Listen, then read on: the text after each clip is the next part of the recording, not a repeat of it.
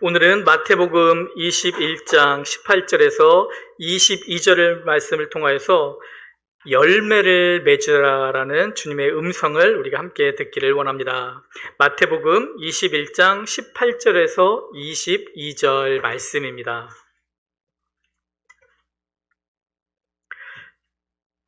마태복음 21장 18절에서 22절 말씀 다 찾으신 줄 믿고 우리 일어서셔서 우리가 함께 교독하도록 하겠습니다. 마지막 22절은 우리가 같이 합독을 합니다.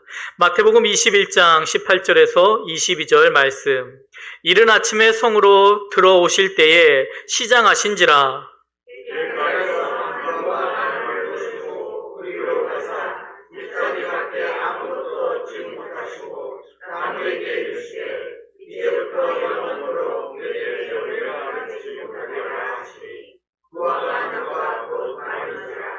제자들이 보고 이상히 여겨 가로되 무화과 나무가 어찌하여 곧 말랐나이까?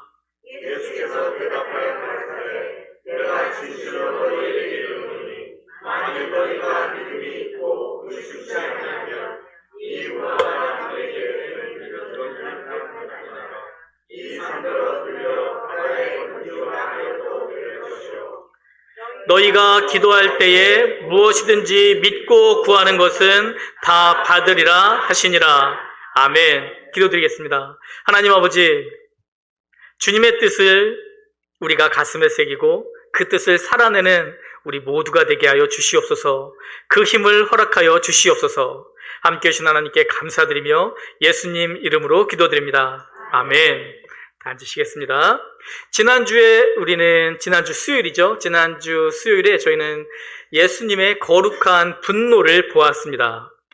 예수님의 거룩한 분노의 근거는 하나님의 말씀이었습니다. 당신의 감정이 아니고요. 그리고 그 거룩한 분노를 보면서 성전을 깨끗하게 정결케 하시는 그 예수님의 분노를 보면서 우리 또한 거룩한 성령님께서 거하시는 거룩한 성전임을 보았습니다.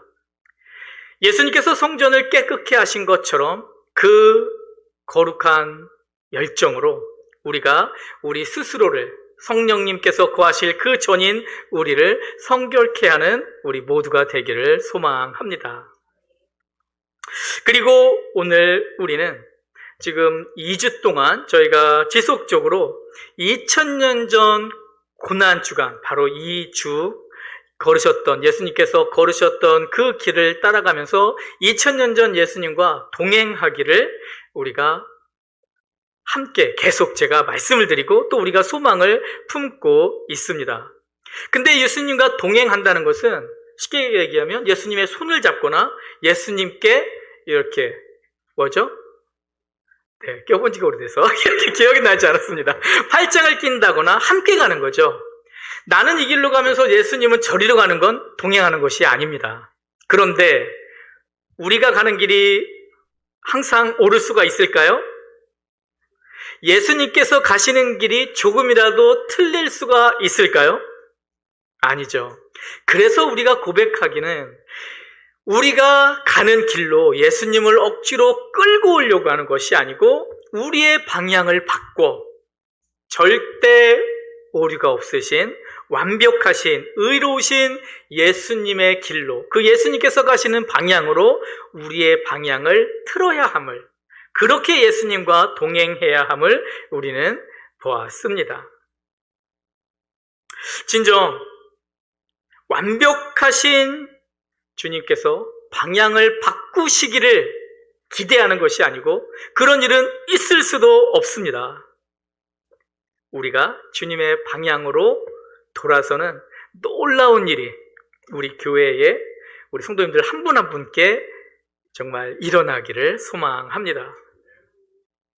주님께서 가시는 방향으로 우리가 돌아설 때 얼마나 놀라운 일들이 우리에게 많이 일어날까. 근데 기억하십시오.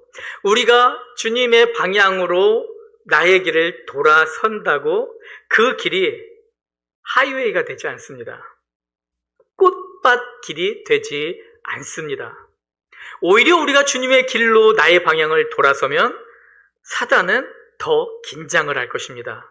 사단이 긴장하면 어떻게 할까요? 더 공격을 하겠죠. 세상은 우리가 주님의 방향으로 돌아설 때 그거를 좋아하지 않습니다.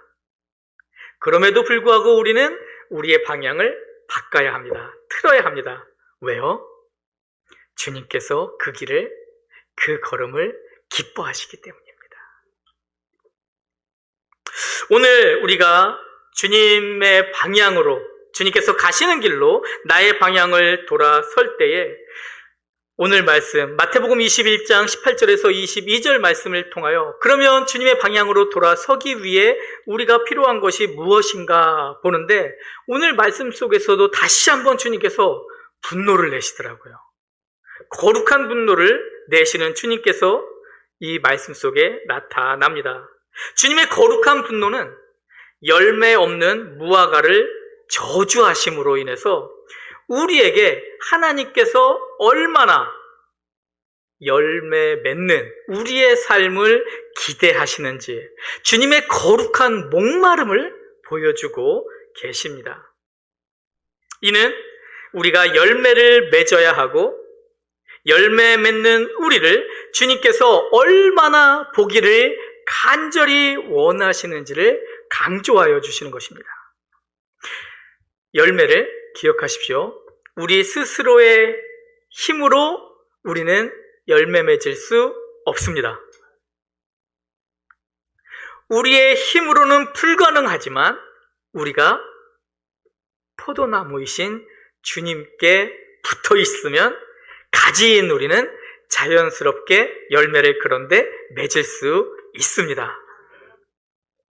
기도하며 성령님께서 주시는 능력으로 우리가 포도나무에 맺혀 있을 때, 붙어 있을 때 우리는 정말 많은 열매, 풍성한 열매를 맺게 될 것입니다.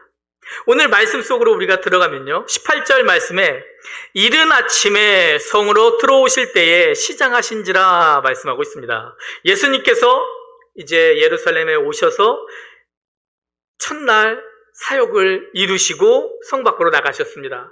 그리고 또 아침 일찍 성으로 나오십니다. 그런데 얼마나 열심히 주님께서 정말 이 마지막이다 생각하시면서 당신의 모든 걸 쏟아 부으셨는지 시장하신지라, 어떤 성경에는 매우 시장하신지라 그렇게 말씀하고 있습니다. 얼마나 배고프셨으면 성경에 이 말씀을 다 기록을 하셨을까? 그리고 19절에 보니까 길가에 한 무화과 나무를 보시고, 무화과 나무가 있습니다. 무화과 열매를 기대하셨겠죠. 그리로 가사 잎사귀밖에 아무것도 얻지 못하시고 나무에게 이르시되 이제부터 영원토록 내게 열매가 맺지 못하리라 하시니 무화과 나무가 곧 마른지라. 우리가 첫 번째 볼 수 있는 것은 예수님의 성품과 지금 이 장면이 어울릴까요? 안 어울릴까요? 안 어울리죠. 근데 성경에 기록되어 있기 때문에 한편으로 보면 정말로 예수님께서 배가 고프신가 보다. 저하고 가장 가까운 사람이 한 명 있는데 그분은 배가 고프면 그렇게 짜증을 부려요. 힘들어해요. 그래서 예수님께서도 혹시 그런 분이실까? 막 해보려고 합니다. 그럼에도 불구하고 예수님의 성품과 이 모습은 너무나 어울리지 않는 것 같습니다. 왜 이런 말씀을 주셔서 마지막 때에 예수님에 대한 해석을 아름답지 못하게 하려고 그러십니까? 과연 어떻게 이 말씀을 해석을 해야 할까요? 예수님과 어울리지 않는 것 같은데. 근데 마가복음 11장 13절에 보니까 이 부분에 대해서 더 정말 이 말씀으로도 해석하기 힘든데 더 힘든 말을 해줍니다. 이때는 무화과의 때가 아니다라고 말씀해 주세요. 다시 말하면 예수님께서 지금 예루살렘으로 들어오셨습니다. 배가 고프세요? 근데 저 옆에 무화과 나무가 있는 거예요. 그러면 저기에서 내가 요기를 좀 해야겠다 하고 가셨는데 나뭇잎이 무성한 나무였어요. 근데 거기에는 열매가 하나도 없는 거예요. 그런데 마가복음에 보니까 지금은 무화과의 때가 아니래요. 무슨 말입니까? 무화과 열매가 맺힐 때가 아니라는 거예요. 무화과 열매가 맺힐 때가 아니라는 걸 예수님께서 모르셨을까요? 너무 배고프셨기 때문에 그 사실을 잠깐 잊으셨을까요? 이 세상을 살아보는 우리가 알죠. 예수님께서 무화과의 때를 모르셨을 리가 없습니다. 다시 말하면 이 일은 바로 말씀을 읽는 우리에게 주님께서 해주고 싶으신 말씀이 있었기 때문에 강하게 주님께서 선포를 해주신 거예요. 그것이 무엇이냐? 겉으로 보기에는 입이 풍성해요. 거기에 무화과 열매가 맺혀 있어도 전혀 손색이 없는 나무예요. 다시 말하면 경건의 모양은 있습니다. 근데 그 안에 경건의 열매가 없는 거예요. 예수님께서 무화과의 때를 모르셨기 때문에 찾아가시고 배가 고프셨기 때문에 저주한 것이 아니고 오늘 우리에게 주님께서 얼마나 지금 우리의 삶에, 사랑하는 성도님의 삶에 열매 맺히는 삶을 살아내기를 기대하시는지를 주님의 성도님을 향한 그 거룩한 목마름을 보여주고 계신 것입니다. 우리 스스로 한번 보십시오. 그러니까 어떤 목사님이 그런 말씀을 하시더라고요. 세상 참 어둡다라는 말을 사람들이 많이 한다는 거예요. 그렇죠? 어떻게 이렇게 악한가? 어떻게 세상이 이렇게 정말 끝이 안 보일 만큼 깜깜한가? 참 악하다. 그런데 이런 세상을 볼 때 그 세상만 보지 말고 당신 스스로를 보라. 과연 이 어두운 세상에 당신은 얼마나 등불의 역할을 감당하고 있는가? 이 세상이 썩어가고 있는데 이 썩어가는 세상에 당신은 얼마나 소금의 역할을 하고 있는가? 이 세상이 그렇게 악하다 말을 하는데 이 세상이 악한 이유는 뭘까요? 사단이 그만큼 열심히 노력했기 때문에. 사단을 따르는 사단의 종들이 열심히 노력하고 있기 때문에. 그런데 하나님의 자녀인 우리는 과연 얼마나 노력을 하고 있는가? 빛으로서, 소금으로서.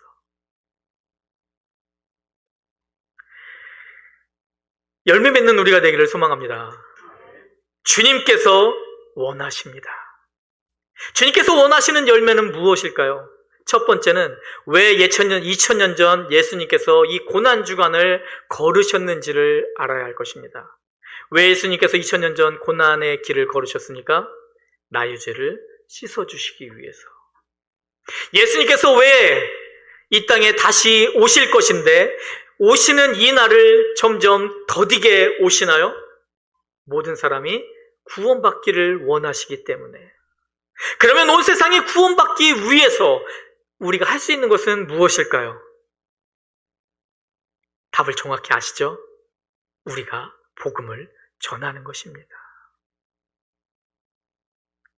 천하보다 귀하게 여기는 그 한 영혼을 내가 품는 것입니다. 예수님께서 원하시는 열매는 바로 영혼입니다. 또 예수님께서 천국에 가시고 우리에게 누구를 선물 주셨습니까? 보혜사 성령님. 또 성령님께서 우리에게 원하시는 열매는 어떠한 열매일까요? 성령의 열매. 제가 보니까 저하고 참 가까운 사람이 있는데 한 요 10일 고난주간이라 그런지 그분을 참 힘들게 많이 했습니다. 그러면서 한 가지 생각을 해봅니다. 말씀을 준비하면서 정말 성령의 열매, 인내를 내가 조금만 맺고 있어도 그분을 그렇게 힘들게 했을까? 그러면서 저는 어떻게 합니까? 저의 부족함, 성령의 열매는 말하지 않고 당신이 이것만 이렇게 했어도 누군지 들켰네요? 이것만 이렇게 했어도 이렇지 않았을 텐데 나는 참 괜찮은 사람인데 가정에서도 일하는 곳에서도 누굴 만나도 내가 성령의 열매가 부족해서 이런 일이 일어남은 생각하지 않고 저 사람이 저것만 딱 해도 난 그렇게 나쁜 사람 아닌데 그렇게 보는 거죠.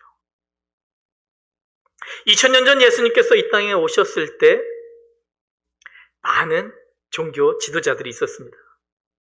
그 종교 지도자들은 자기의 위치에서 자기가 해오던 일에 묻혀서 예수님께서 그들이 그렇게 학수고대하던 기다렸던 예수님 메시아가 이 땅에 오셨음에도 불구하고 그 예수님을 보지 못합니다.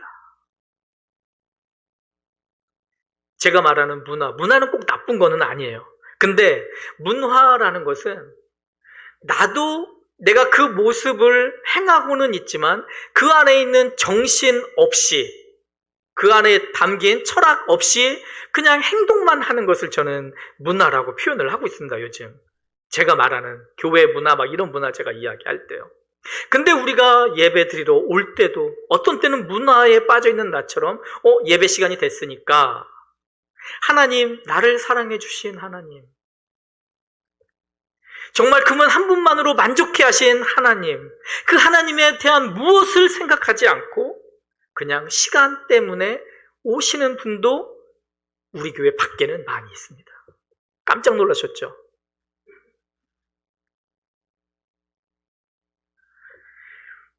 우리가 다른 많은 말을 할 필요 없이 한 가지, 우리 성도님들은 알고 계십니다. 우리는 열매를 맺어야 합니다. 우리가 맺어야 할 열매가 무엇인지, 나의 약함이 무엇인지 우리 성도님 스스로 알고 있습니다. 열매 맺는 성도님들이 되시기를 소망합니다. 근데 한 가지는 무엇이냐? 하나님은 정말 놀라운 하나님이시죠. 사랑의 하나님이시죠. 열매를 맺으라 하면서 너 혼자 열매 맺기 위해 땀 삐질삐질 흘리지 마라 라고 하십니다. 20절 말씀해 보니까요, 제자들이 보고 이상히 여겨 가로되 무화과 나무가 어찌하여 곧 말랐나이까? 예수께서 대답하여 가라사대 내가 진실로 너희에게 이르노니 만일 너희가 믿음이 있고 의심치 아니하면 이 무화과 나무에게 된 이런 일만 할 뿐 아니라 이 산더러 들려 바다에 던지우라 하여도 될 것이요. 너희가 기도할 때에 무엇이든지 믿고 구하는 것은 다 받으리라 하시니라. 너희가 믿음이 있고 의심치 아니하면, 제가 부흥에 왔을 때 그 말씀을 드렸었어요. 저희 큰애가 5살 때 장난감을 사서 놀다가 장난감이 고장이 났습니다. 근데 갑자기 걔가 장난감을 들고 와서 저한테 기도해달라는 거예요. 고쳐지게. 제가 기도하면 그 장난감이 고쳐질까요? 안 고쳐질까요? 제가 확신하건대 이 자리에 앉으신 성도님들은 100% 안 고쳐진다고 확신할 것입니다. 다시 말하면 그게 의심인 거예요. 주님께서는 어떻게 말씀하셨습니까? 무화과 나무가 하루아침에 그냥 빼짝 말라버린 거예요. 그냥 죽은 게 아니고. 그러니까 죽은 것도 왜 죽이셨어요? 할 텐데 그냥 죽은 게 아니고 잎부터 이 나무가 완전히 빼짝 말라 있으니까 제자들이 깜짝 놀란 겁니다. 아니, 어떻게 이렇게 빼짝 말랐습니까? 왜 예수님께서 그를 빼짝 말리셨다고요? 우리에게 보여주시고 싶어서. 무엇을 보여주고 싶으셨을까요? 잎이 풍성한 무화과 나무를 통해서는 열매 맺기를 원하는 주님의 마음을 보여주셨다면, 빼짝 마른 이 무화과 나무를 통해서는 우리가 열매 맺을 수 있는 힘이 기도에 있음을 보여주시기 원하신 것입니다. 주님께서 말씀하셨더니 빼짝 말랐습니다. 그걸 보고 제자들이 깜짝 놀란 거예요. 근데 거기에서 예수님께서는 한마디 더 해주십니다. 너희들이 믿고 기도하면, 의심하지 않으면 이 산들어 저리로 옮기라고 해도 이 산이 어떻게 할 거라고요? 순종할 거라고요. 우리는 너무 똑똑해요. 너무 총명해요. 장난감? 안 고쳐질 거라는 확신이 있어요. 근데 이것이 무엇이라고요? 의심이라는 것입니다. 우리도 모르는 사이에 기도를 할 때 그냥 하나님께서 과연 이 기도를 들으실까? 내가 이 기도를 하는 것이 맞는 것일까? 이게 하나님 뜻에 합한 것일까? 사실은 의심이라는 것이 아니야, 이건 아니야, 이것뿐이 아니고 진짜 여러 모양으로 그 기도하는 나를 흔듭니다. 우리는 기가 막히게 그 흔들림에 순종합니다.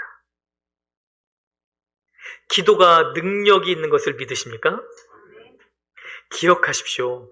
기도는 분명히 능력이 있는데 그 기도가 정말 능력이 있을 때는 우리가 믿고 의심하지 않을 때, 양다리를 뻗치지 않을 때 그 기도가 참 능력이 있습니다.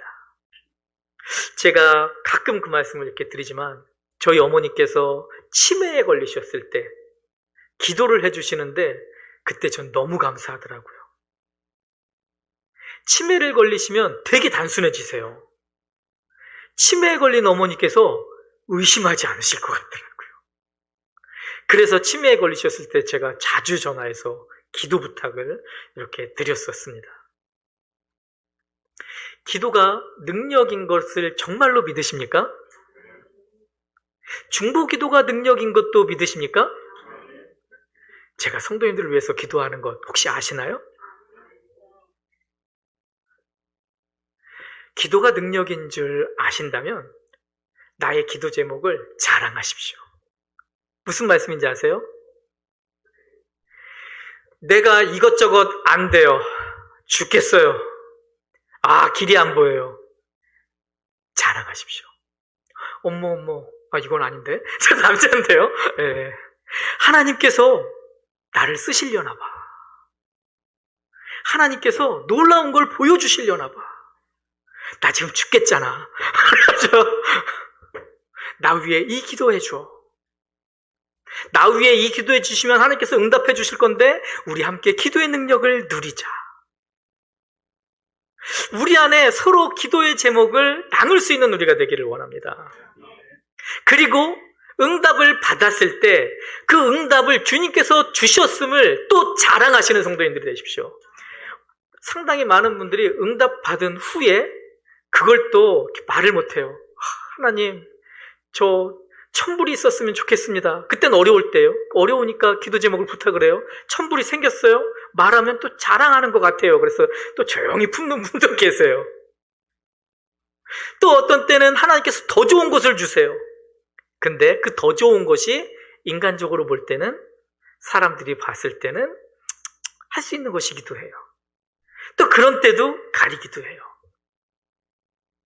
기억하십시오. 우리는 세상 것으로 우리를 서로 보지 않았으면 좋겠습니다. 그냥 우리는 서로 누가 하나님을 더 사랑하는가, 누가 하나님을 더 의지하는가, 누가 하나님과 더 깊이 달려가는가, 그 하나님 한 번만 봤으면 좋겠습니다.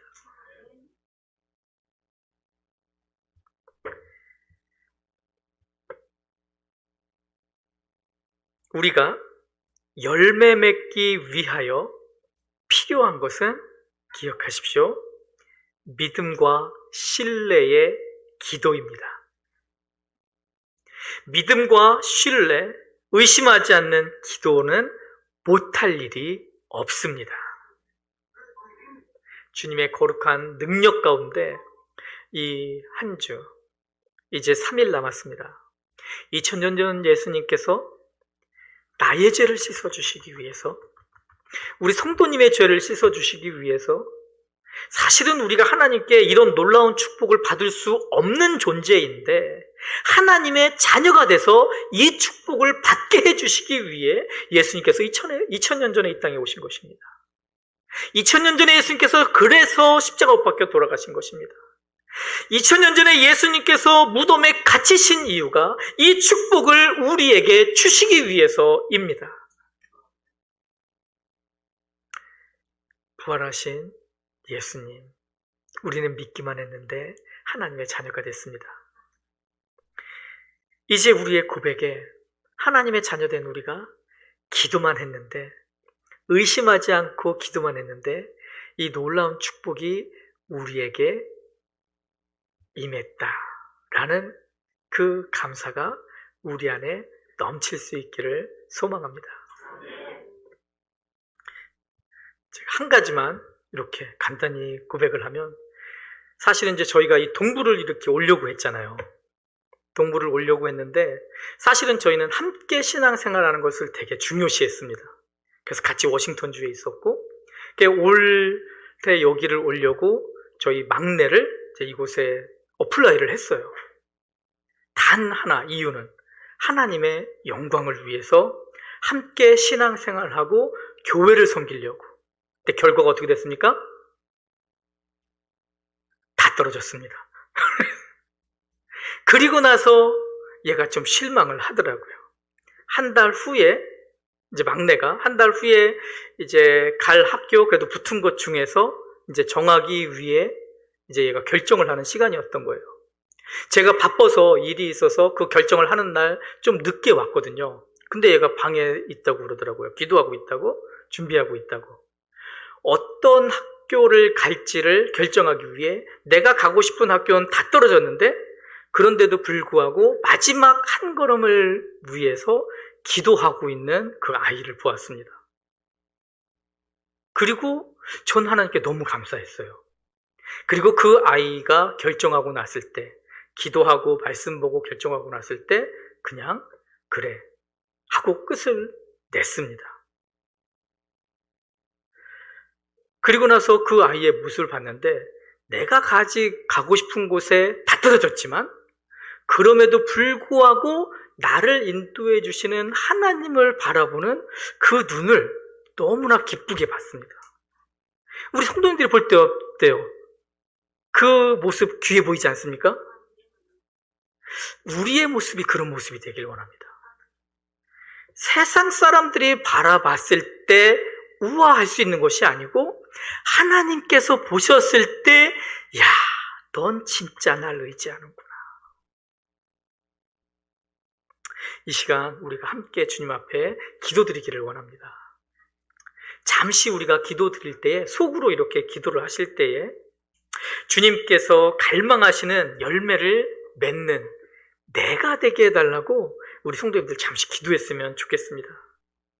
그리고 말씀드렸지만 열매를 맺기 위해 중요한 것은, 내가 무엇을 하는 것 물론 중요하지만 더 중요한 건 포도나무에 내가 가지로서 정말 강하게 붙들림 받을 수 있게 해달라고, 그리고 의심하지 않고 믿음으로 기도하는 데가 되게 해달라고. 주님께서 갈망하시는 열매, 죽어가는 영혼에게 복음을 전하여 그들을 살리는 내가 되게 해달라고, 우리 교회가 되게 해달라고 이 시간 우리가 잠시 기도했으면 좋겠습니다. 그리고 내가 전도한 그들과 함께 예수 그리스도 닮아가는 열매를 우리가 함께 살아내는 그런 내가 되게 하여 주시옵소서. 기도했으면 좋겠습니다.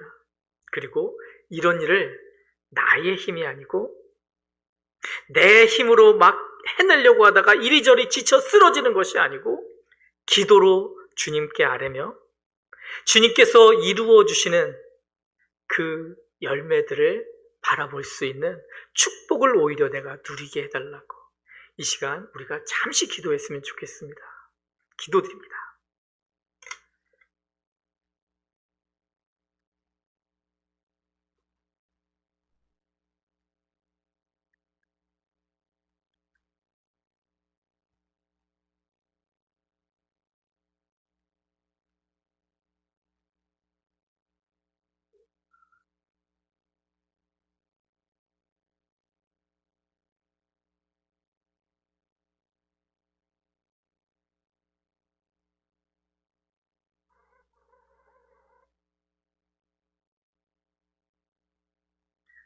하나님 아버지, 이 시간 고개 숙인 사랑하는 성도님 한 분 한 분, 주님께서 귀하게 여기시며 사랑하여 주시는 줄 믿습니다.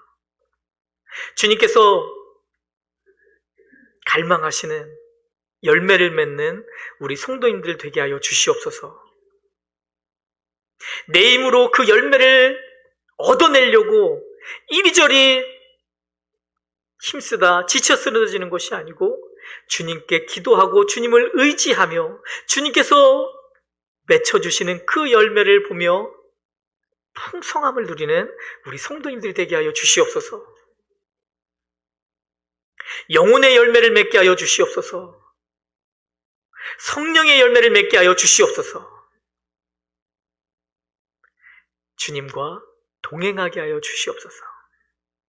함께 해주신 하나님께 감사드리며 예수님 이름으로 기도드립니다. 아멘.